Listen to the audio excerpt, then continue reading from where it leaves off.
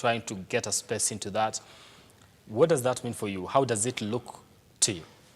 I think the nutrition space, we heard about it since I was in high school, like 10 years back. And I was talking to a colleague, and she was like, yeah, we heard about those drugs even 10 years back, and people have still not, like they have not accepted nutrition as a mainstream, like how you go to see a doctor. People have not yet fully accepted that you should see a nutritionist or a dietitian in the same way as it is in other countries, first world countries, countries, whereby a nutritionist, they come together with a doctor. But for us, we have found a niche because we went into consultancy for lifestyle diseases. When I was doing my internship, I realized there is a gap in that when you are in the hospital, you're serving so many people, it's not easy to give individualized care to a person. You have to, we had like a rap sheet, yeah? I tell you this and this and this about diabetes, and that's it, because I have 20 more people to see. Yeah, I need to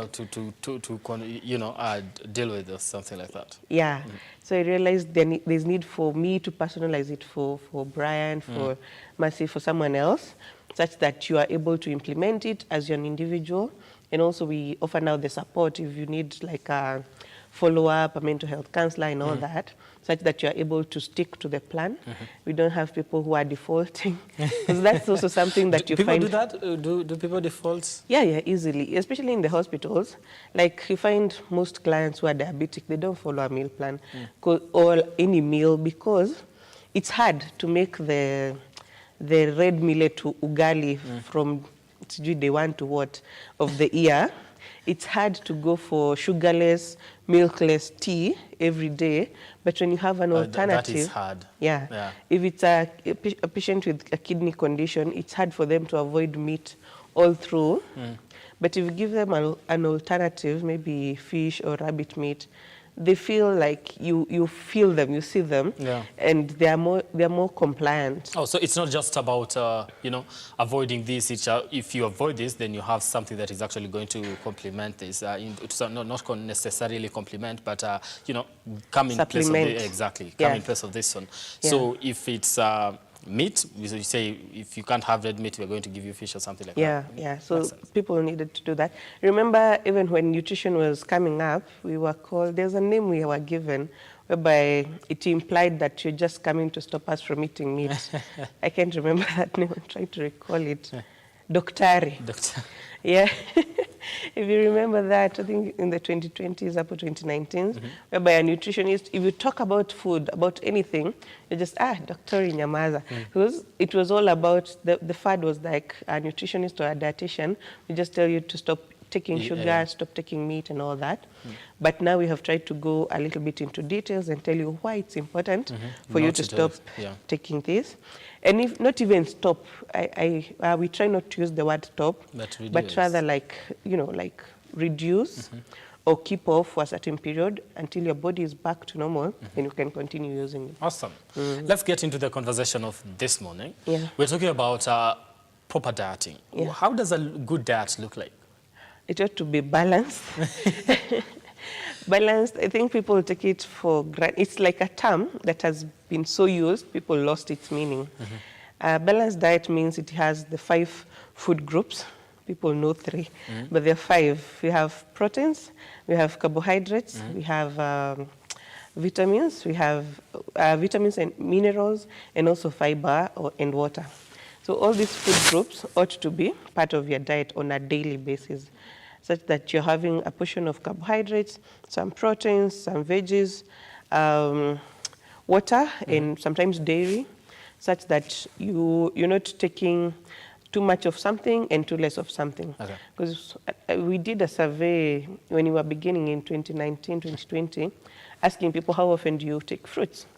And we found some don't even take fruits once the whole week. The whole week. And you can imagine the convenience. Our food market has really become convenient. You can get a sliced melon. You can get a peeled mango. You can get banana just ready, but people still don't eat fruits. Pineapple. Yeah, you can get a pineapple slice, a pawpaw slice. You can get all these fruits readily up on the roadside. But people still don't eat even once. But they will have some mandazi, some bread. They'll have had a chapati and all that. Yeah. Probably with some sort of protein, nyama or madondo beans, you know. So it's easy for people to eat carbs and proteins, but not fruits and veggies. But So- we need to have all of them brought together. So carbs and proteins, and also make sure that we eat fruits. Listen, you say that it's very hard. No matter how easy we make it, to some extent, people still don't take fruits. Why is that the case? There's a perception that fruits are expensive. I think we covered those Oh, foods. it is a perception. It's a perception because we covered dietary habits and perceptions, and the need to break these habits when we were in school. And we kind of didn't see it then, but now I see it. Like people have formed a pattern, because I think fruits were expensive before. Like think of when you were growing up, having something like an apple. That was like prestigious. It could have been 100 shillings or so back then. Like in terms of, okay, money has depreciated and everything.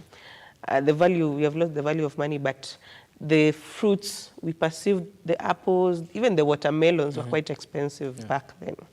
So there's still that notion, that perception that fruits are expensive as compared to carbohydrates, because you would find biscuits maybe at 5 shillings, but a fruit is 30 bob and above. Okay. So people didn't necessarily eat them. And there are also people who overate a certain type of fruit, like bananas, maybe in certain regions of the country. Okay, so there's something like overeating a certain type of fruit. It affects your dietary choices. Think of people who grew up with pumpkins. I don't like my brother, he hates pumpkins to date, because I think when he was younger we ate a lot of them. And a lot of other things. They're called dietary aversions. They're foods you will avoid even without, unconsciously, because you had too much of them or you had a bad experience when you are younger. So those aversions also affect us. Okay, there's the perception they're expensive. There are those dietary aversions. And I can't say accessibility, because nowadays fruits are accessible. You can find them anywhere. Yeah, they are very readily available. Yeah. And so it says probably we either, if we have, buy juice that, once it's mango juice and things like that, is it the same thing? It's okay. It's a good alternative. If you are healthy, you're a healthy person, like you don't have any disease, fruit juices are awesome. I just feel like the market has overblended the fruits. We've combined too many of them, and people will go for that blend other than 2 or 3 fruits. A blended is best. Yeah, even a fruit salad shouldn't have more than 3 fruits. So, 3? Yeah. 3. So if we have more than that, then it's a little bit, what do we lose in that? You don't lose anything, but the nutrients, the vitamins will not be, they won't all be used in the body, because your body needs very little amounts of vitamins and minerals. There are usually limits, an upper limit and a lower limit. So when you have exceeded the upper limit, your body they are not stored in the body. Vitamins and minerals are not stored, so they'll be excreted in some way. Yeah, so that's the reason behind why you shouldn't mix more than like 4 fruits or more than 3 vegetable types. Most of them will end up being, lost. Let me ask you. You say probably just need a small, not big, or if you're taking fruits. So if I'm having banana, do I divide 1 into 3 so that I can? No. For a banana, portion size is 1, medium size, like the size of your palm. So that so if I'm going to have 3 and say, see, I'm eating fruits, this is the only time I'm getting to do this fruit. So if I'm having bananas, I'm having 3. It's okay. If you're a healthy individual, it's okay. It just gives you a little bit more of potassium and the fiber, and then if the potassium is not used in the body, it will be excreted. But for someone who might have something like hypertension, they shouldn't take 3 at a go, just 1.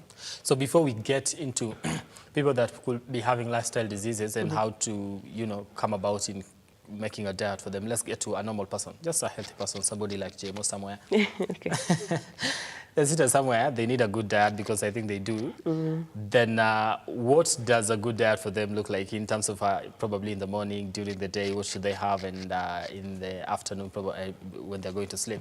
All right. So for a normal individual or a healthy individual or a household, I like referencing a household. So that's maybe 2 adults, some kids who are under 10, and maybe parents who are older than 50. For us, for Malkia, we do a pre-breakfast. That's whereby you have some infused water. For example, you can have something like this, water with chia seeds, or water with lemon slices, water with cucumber slices. Or water with, I've seen people have that, and sometimes I just ask myself, what is that? Okay. Why would you do that? It's good to have it before breakfast. Water should be the first thing that hits your tummy when you wake up. It kind of helps your body to wake up, literally, like your systems. So we have the pre-breakfast meal. Just even plain warm water, water with honey, water with whatever other thing you can add to it, moringa, baobab, and all that. Then after that, you have breakfast. Last time we talked about having a smoothie for breakfast. It's a healthy option. You can have alternatives like tea with, if you are a healthy individual, you can have wholemeal bread, 2 or 3 slices. A piece of boiled arrowroot, a piece of boiled sweet potato, cassava, and all that. You can have just a piece. Yeah, just a piece. Standard. Okay, for carbohydrates, you always use your palm. So palm length, maybe, and also the thickness as well. And then samosas, chapatis, any of that can go. This is for a healthy individual. Even for kids. So kids can have Weetabix, porridge, and all that. And then if you are able to have a protein, could be baked. That's for breakfast? Yeah.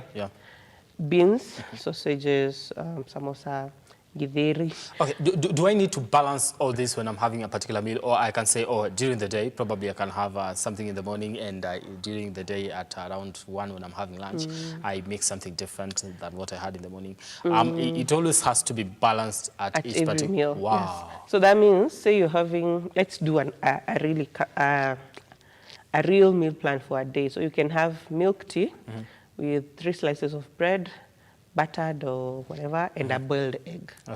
And maybe a fruit, like banana, or maybe not. Let's even omit the fruit, because the fruit servings, you can have them during the day. So you've had milk, there's some protein in that, an egg, another protein, bread, carbohydrates, and whatever you smeared on it. I want you to hold it there. That is breakfast. We are coming back to continue that. But to take a short break here, continue engaging us on our socials at Away Brian on Twitter at Lookuptv. The hashtag to use this morning is the morning drift. We are looking at how to prepare a good diet for you, either a healthy person or somebody who is living with lifestyle diseases. How do you go about having a healthy diet? Plan a diet for yourself that is good for you. All right, don't go too far. We'll be back in a few.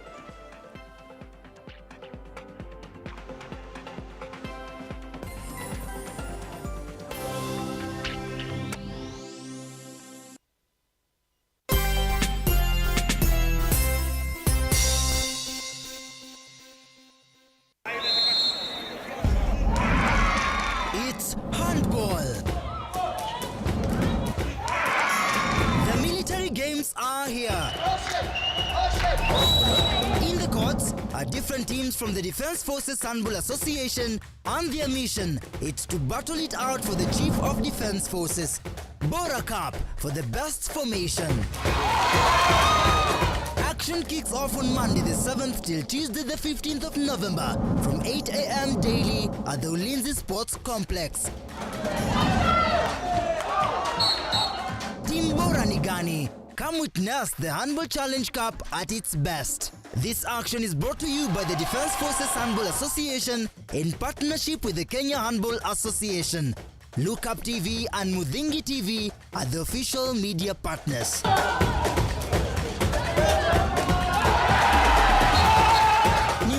mjazano wa wanajeshi.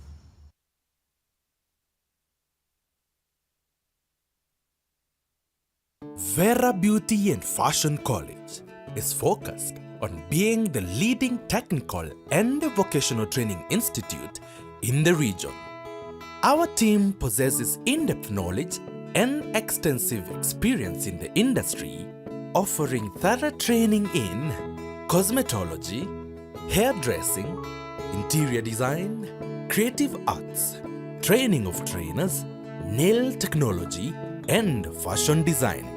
With branches in Nairobi, Thika, Meru, Eldoret, and now in Mombasa, our courses ensure that learners are completely equipped with knowledge, competency, and employability skills. Enroll today to be a part of a center of excellence.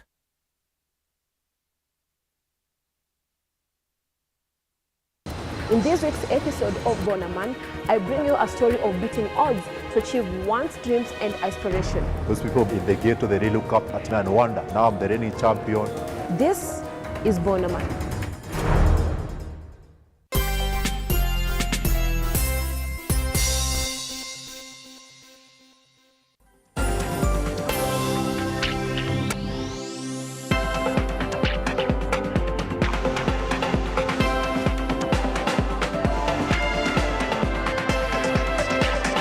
All right, thank you so much for staying with us here on the program and engaging us on our socials. We are continuing the conversation this morning.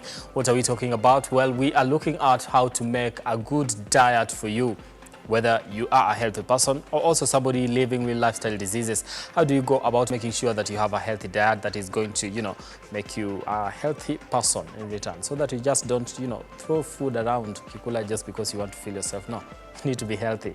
Thank you for staying with us here. Before we went for a break, we are having a conversation on, or rather we are looking at how to create that particular diet. And we were at, in the morning when you wake up, what exactly should you be having that is going to be a little bit, healthy for you? Your food, what exactly does it have to have? We say carbohydrates, a little bit of proteins here and there, and also vitamins, but Jessica says you can actually have vitamins during the day. You don't have to actually have it in the morning. So Jessica, that is the morning. Yes. So at 10... oh, we can actually have something at 10. Yeah, we need to have something at 10 to 11. Because your food, ideally, its digestion process takes 3 hours. So I'm assuming you ate at 7:38.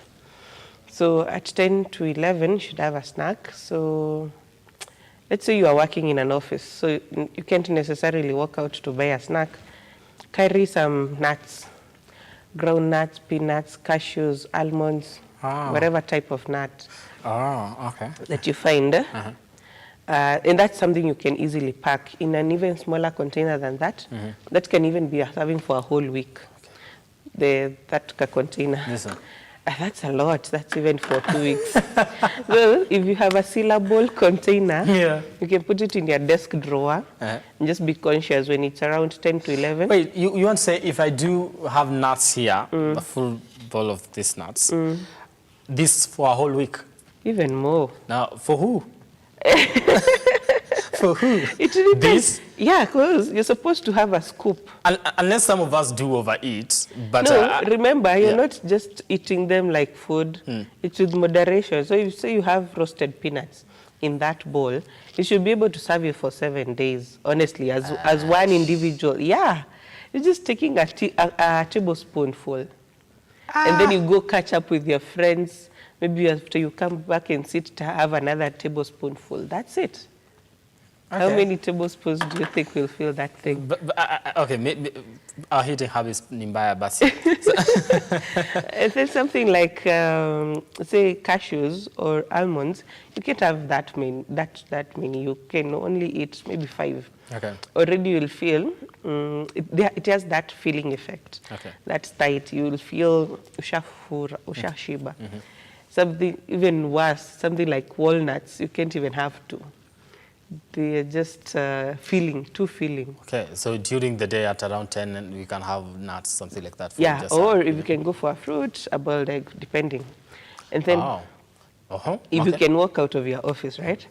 And then also there are offices where they have vendors coming in with snacks then, or you're served tea with mandazi.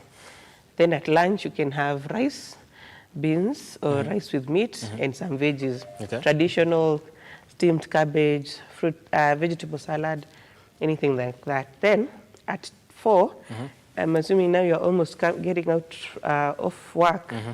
So if you had nuts in the morning, if you had a protein as a snack at 10, in the evening you should have fruit. So if you had ground nuts, in the evening you should go for a fruit. And we kind of try to make it as convenient as possible. So I'm assuming from 4 to 5, you're actually walking out of your office. You're able to buy a banana, buy a watermelon, buy something.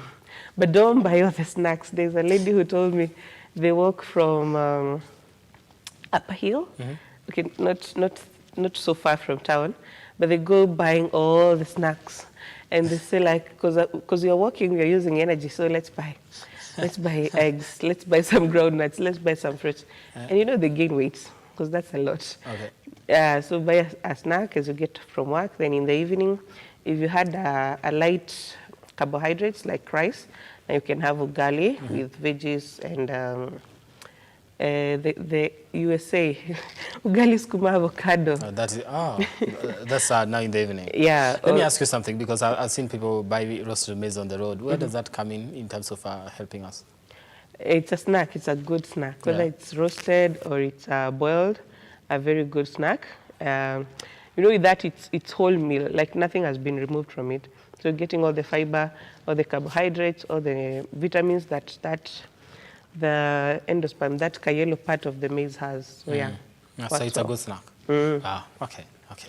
Yeah. So that is for somebody who is healthy. In the morning, we could have, you say we wake up with take a glass of water, then we get into a breakfast. If it's tea, we can have with bread and some proteins, if it's an egg. Then at midday, that is at around 10, we can have, nuts. Yes. Not bad. You're learning. Not bad. Then at lunchtime, then that's when you can have rice, probably with beans and all that. Yeah. Then when you are leaving work, that's around 4, you get to snack again. Yeah. If roasted maize will actually work for a lot of people. Roasted or a fruit. Or boiled. Yeah, or a fruit or a boiled egg. Then at night, that's when we have USA, ugali, sukuma, and avocado. avocado. Yeah, and then before bed, there's no need to take anything, maybe just some water. Some people prefer milk, warm milk, but it's not necessary. Actually, you shouldn't eat later than 8 p.m. if you are able to. So. Also, if you are able to, your supper should actually come earlier than 8. Yeah. So after that, maybe just a glass of water and you go to sleep. Okay. So for people who immediately, like they eat and they jump on bed immediately, what happens? The sugars will spike 2 or 3 hours later, so maybe you slept at... Now that's the problem. There's usually a 2 a.m. hunger that many people have at night. And unfortunately, it's been linked with weird dreams and stuff, because your body is low on energy or glucose, and you're struggling. And your unconscious brain kind of just tends to go everywhere. If my colleague was here, Basi, she would be in a better position to explain that. So that happens when you sleep immediately after eating. Because maybe you have slept at 10 or 11, your sugars will spike up to 2. 2, they will drop, and they drop really fast for some reason. Because also, you have reached that point of deep sleep. So your normal functions have come down, but your heart rate is still up, and a little other functions are up, so that you can have that deep sleep. So you tend to have a drop in sugar levels at 2, and it's not good. It's not good for anyone, and especially so for people with diabetes and old people. So that's usually the issue with eating late and sleeping immediately. Because again, you will wake up very hungry. Because now your body from 2 a.m. has been trying to get sugar from other places, like stored sugars and all that. So you wake up very hungry, and you tend to just not make the right food choices in the morning. Ah, okay. So eat before 8. That food is digested by 10 good. p.m. You're almost done with digestion. So you can sleep well, because now your body has energy, able to sustain yourself up to around 4 with the food you ate, 4 a.m. And then from there now, your body can source a little bit of energy from stores, and you're waking up at around 6, which is good. You don't feel as hungry when you're waking up. Yeah. So is it advisable to probably have during the day, at lunchtime, have something ugali? Pia jioni unakula ugali. What if you just love ugali? It's not advisable. Okay, it's not advisable to have the same thing over and over and over. It will get boring or monotonous. So you can have ugali at lunch. But somebody, maybe they don't get tired. It's okay. Just to watch to make sure you don't gain weight. Because it's that ugali, I'm assuming it's whole meal, if it's possible. That means it has it will release sugar slowly. That's why you feel fuller for longer, and why you prefer it to rice. So just watch out such that if you note that you're gaining weight, try and change it around. Okay. So let's now look at, before we make a fruit salad. I understand we do want to make a fruit salad, right? Yeah. So before we do that, let's look at when it comes to somebody who is struggling with a lifestyle disease and they want to now start living healthy. Do they go with the kind of program that you've given us for somebody who is just okay? Or theirs now gets to change and be twisted in regards to what they want to achieve later? No, it has to be individualized. Remember I talked about individualized services. Let's take diabetes, because that's what comes next after obesity. For a diabetic patient, they need to watch on their sugars. So sugars, I think we talked about it last time. They come from carbohydrates, and they can be discussed in everything. Sugars are in carbohydrates. Sugars are in fruits. You'll find sugars even in protein once it's digested. So they need to watch on the types of sugars they are taking, and take those that will, the foods from which sugar will be released slowly. We call them low glycemic, something like now the boiled arrowroots, the boiled sweet potato, cassava, that's for breakfast. Then for them, they can't just take any fruit. This is for a diabetic person. Specifically, they can't take over-ripened fruits, because the over-ripened fruits means they have a lot of sugar that is easily broken down to release glucose. So they can't take ripened bananas, ripened mangoes. They can, but not every day, and they take it in moderation.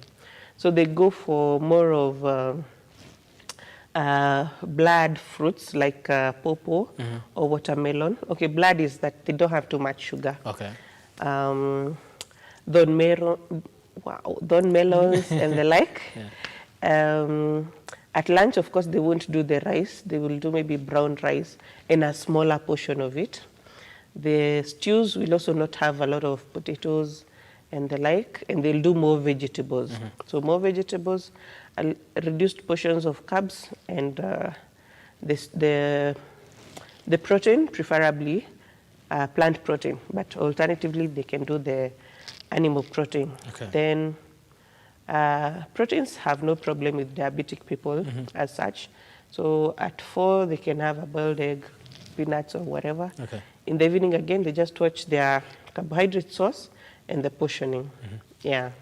How important is it to have a diet though?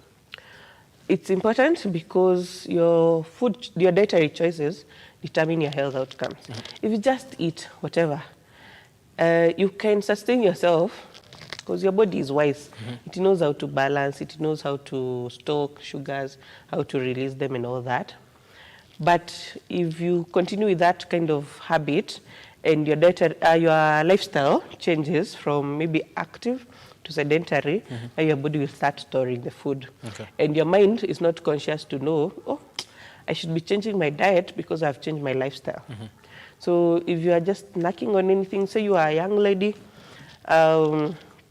and you are snacking on anything that you were able to find, and now you're transitioning into motherhood and you're continuing the same habit, you'll find that you're now gaining a lot of weight because your body is used to the snacking and storing food, but now your lifestyle has changed. You are more sedentary because you need to rest, and then you also are taking too many things around, so you need to be conscious about your diet or your food choices. Let's talk about something that we talked about last week, which kind of mentioned it. When you are dieting and you have, you say, this is exactly what I'll be having when I start living healthy, then you have a cheat day. Is it advisable to actually have a cheat day when you're actually dieting? You could just include this a little bit of junk in your diet. It's not very advisable to have a cheat day because you destabilize whatever, like your body was getting used to this, then it's day 7. Yeah. There's some stability there. Then you're trying to get back, so it will take your body like 24 to 48 hours to get back to the system now that you're trying to incorporate. So dieting really shouldn't come with a cheat day. Just put food choices that you're comfortable with and that you like. So you can even say, on day 4, I'll have a scoop of ice cream as my snack. It's okay to have ice cream, as far as you're not having too much of it. You can say on day 11, which is now the next week, I'll have a chocolate bar as my snack. Other than trying to pile all these things to day 7, day 14, day 21, no, that will destabilize your whole plan or your whole, whatever your body is trying to get used to. Okay. So I don't advocate for cheat days when you're on a diet plan. Okay. Yeah. So it's not good to cheat. So no, cheating in terms of dieting. I understand. The other ingine, no. Even that. Sure, for sure. So this is the thing. So then you would say probably if I'm making a diet for me, and I know probably there are foods that are, they're a little bit of junk. If I'm going to want to have them, I could actually incorporate them in my diet, but not in very large amounts. Yes. Yeah. So if you have that information, if you can do it for yourself, just plan out your day. Say day 1 to 3, I won't have a sweet snack, but day 4 to 7, I will have a few sweet snacks. Well and good. If you're not sure how to go about it, talk to a nutritionist and be honest. Tell them, there's no need to lie. But I've seen clients who are trying to tell, when we're doing a diet recall, and they're trying to hide. I can tell from the facials. If you're trying to think of what was a healthier option, I can tell. If you had a burger in town with soda, and you're trying to tell me, I had some rice with beans, I can tell from your face that was definitely not what you had 48 hours ago. So just be honest, say I had this and this, and as I'm introducing this diet, I would rather we have these options that are my favorites, then we reduce them over time. Okay. Yeah. Now, before we get into, because we're running out of time making salad, Yeah. how do you as nutritionists and also Malkia come in when it comes to helping people come up with a diet? We do diet plans, of course at a fee. We start from 3 weeks to as long as one wants. You can even do 3 months. So you just sit down together, like we have had a conversation. You tell me, we do a diet recall. If we do like for 48 hours, that's 2 days or 3 days, I can tell what are your preferences, what are your favorites, and all that. And then I'll sit down with that information and put it together in a plan for 21 days. Then some meals repeat, of course, because we can't have new meals every day. Yeah. It will be budgetary. It's too much, too many ingredients, and there's always leftovers. So we sit down and after the talk, I can plan the meals for you. I start from 21 days. I told you about the cycle for 21 days. Your body gets used to it. Then we change it, or you continue with the same diet plan. All right. Yeah. I think it's time now we get to what fruit salad. Yeah. So somebody who understands, you say, what should it have so far? Okay. We want it to have 2 to 3 types of fruits a protein. Yeah, that's good enough. Okay. Yeah. So it could be any type of fruit, but just when you're mixing them together, just 3. Not any. Remember I said about blood fruits, those that don't have too much, those that don't have too much sugar. Okay. Like watermelon or pawpaw. And then, that's enough. And then we have those that are sweet and savory. And then you also have citrus fruits. So you don't mix all of them together. You can't do a fruit salad with something like banana and mango and an orange. You can, but it really doesn't taste so good. If you do pineapple, there are also some fruits that you put together. All right. Yeah. Okay. So here... So what you're having today is what exactly? We have 3 types of fruits. Okay. We have prepped them to make it easier for the demo. So I have mango. Also, when you're making a fruit salad, go for the color. Okay. You want it to be attractive to your eyes once you're done or once you're ready to eat it. Okay. So we have some mango, we have some sliced or diced watermelon, and 2 bananas. So the watermelon was like the 50 bob slice, then 2 mangoes, and 2 bananas. Okay. This can serve up to 5 people, I believe. So the amount of it that you're supposed to be having, how much? In terms of just having as an individual? Yeah. Don't tell me 3 spoons or something like that. It should actually be 3 to 5 scoops. Okay. Not too much. So the 3 types of fruits, mango, watermelon, and banana. So this is a sweet kind of fruit salad because the mango is very ripe. These are blood fruit, doesn't have too much sugar, but the banana is also sweet. Then we're going to add some yogurt. I think this is vanilla yogurt. You can have any flavor or the natural one because the salad will still be sweet regardless. Yeah. And then we'll add some chia seeds to top it up. So it will give it... Why do we have chia seeds? Chia is a good source of omega oils. We have heard of omega. It's actually it's a protein source. The seeds are protein source, but they also have those oils that the body requires, essential oils. So it has omega-3 oils or fats and omega-6. Good for your brain and all that. It also, chia seeds are also filling. You'll feel fuller for longer if you're having chia seeds. Let's break them in a language that somebody will understand. Where do they come from exactly? Oh, the plant is a chia. It's a small shrub that it has very tiny green leaves, and then it grows and it's like what can I explain it? It's like a bean. You see how you harvest bean from ponds. So these are also collected from very small ponds, though. And when they are dry, they produce the chia seeds. Yeah. When I wonder, how much does this cost, though? This size, which is around 150 grams, is 250 shillings. 250 shillings. Yeah. Okay. So yeah, our salad is ready. So we just mixed. We had yogurt, some 3 types of fruits, and chia seeds on top. Yeah. All right. Let's see if 3 to 5 scoops are enough. Yeah. So 1, 2, 3. That's already enough. So. 5 actually, that's a lot.